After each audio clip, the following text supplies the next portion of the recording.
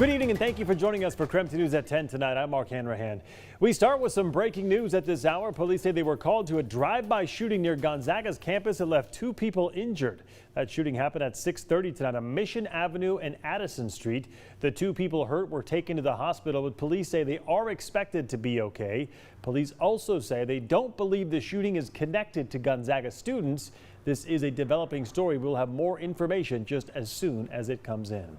3 of the 15 suspects in the investigation of the death of a WSU freshman back in 2019 have pleaded guilty. Sam Martinez died from alcohol poisoning after an Alpha Tau Omega fraternity event. These are the first 3 suspects to be sentenced for their actions that night. KREM 2's Ian Smay has more now on those sentences. Sam Martinez, a 19-year-old Washington State University freshman, was found dead of alcohol poisoning following a November 2019 event at the Alpha Tau Omega fraternity. It was the night new members in the fraternity learned who their so-called big brother, or mentor figure in the chapter, would be. Since that night in Pullman, it's been tough for his family. If just one person had stopped or said stop, if one person had called for help when Sam was in trouble, Sam would still be with us right now. And that's really hard for us to live with. To his friends and family, he's remembered as a fun-loving, gentle soul. He just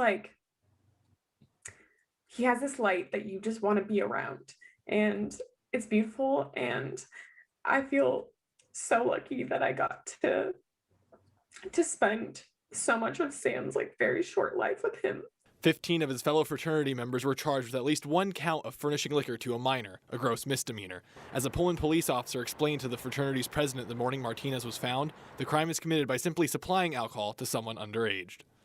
Possibly furnishing liquor to minors. Right, which is a misdemeanor. For Wes, or is that for everyone involved? No, it would be, it's like this. Here you go. I gave that to you. So it would be a person. Now 3 of them, Nolan Valsic, Cameron Thomas, and Maxwell Rovegno, have pleaded guilty and received their sentences from a Whitman County judge.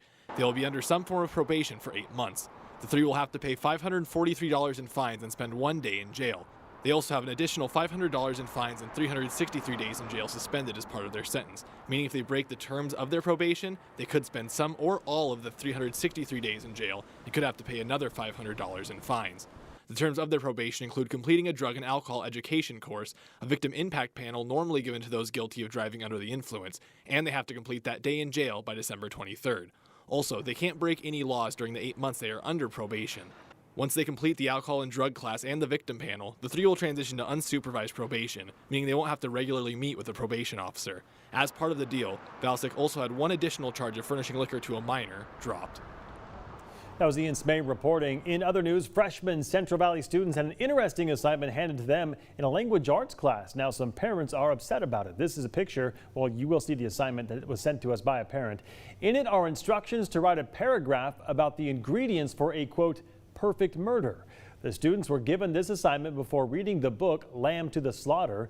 A spokesperson for the school district says administrative staff, they were made aware of the assignment. They said the activity was not appropriate or approved or sanctioned by the high school or the district and is not part of the approved curriculum. Brian Essel has a freshman student in the class and explained why he thought the assignment was in poor taste.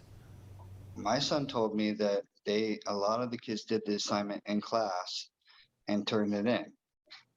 So at that point, to me, the damage has already been done. An apology was sent to the class. This is the assignment right here sent to us by a parent, and the situation was addressed by administration. When asked if the teacher would face disciplinary action, a spokesperson said they cannot speak to that due to privacy issues. The Pasco School District says it is working closely with police now to find out what prompted a man to stab and kill a school bus driver last Friday. 72-year-old Richard Lenhart was picking up students at Longfellow Elementary School when a man boarded his bus and stabbed him. He later died at the hospital. Police say the suspect stayed at the scene and cooperated during his arrest. In a statement, Washington Superintendent of Public Instruction Chris Rakedahl says, in part, quote, Richard Lenhart was a beloved member of the PSD community for many years, and my heart goes out to his family, colleagues, and students as they navigate this immense loss, unquote. No children were harmed during the incident. The district says counselors and other support are being provided to students and staff. Washington Governor Jay Inslee will be here in Spokane tomorrow. He will first travel to Sacred Heart to participate in a roundtable discussion with healthcare workers there. They are set to talk about the impacts of COVID on the entire healthcare system. The governor will then travel to the Methow Valley to talk with local leaders there about climate change related to fire and wildfire smoke conditions. Idaho Governor Brad Little also be visiting Coeur d'Alene tomorrow to visit the monoclonal antibody treatment center there. This is a type of therapy for patients who are COVID positive with mild to moderate symptoms. The treatment helps reduce the chances to develop severe COVID symptoms. The governor will visit Heritage Health Center at the Kootenai County Fairgrounds tomorrow at 9:15 in the morning. We will have more on both governors' visits coming up on KREM 2 News tomorrow.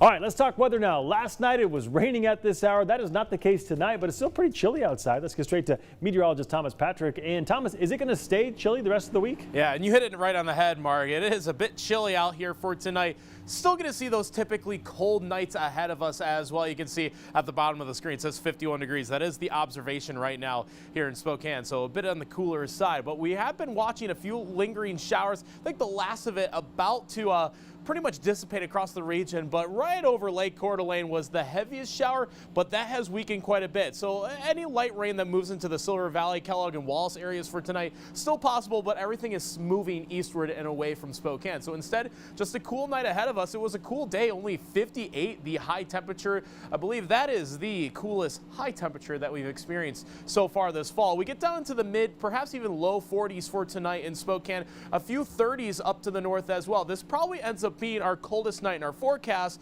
but the temperatures will once again be not just cool at night, but warmer once again during the day this weekend. We'll show you how warm we're talking about with this next little mild stretch of weather all in just a few minutes. Sounds good, Thomas. Thank you very much.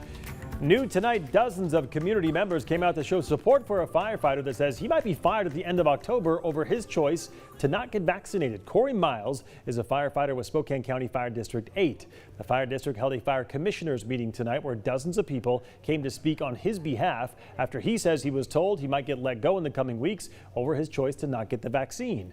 He said he applied for a religious exemption, but according to a petition on his behalf, the fire district denied it because they couldn't provide an accommodation for him in place of the vaccine.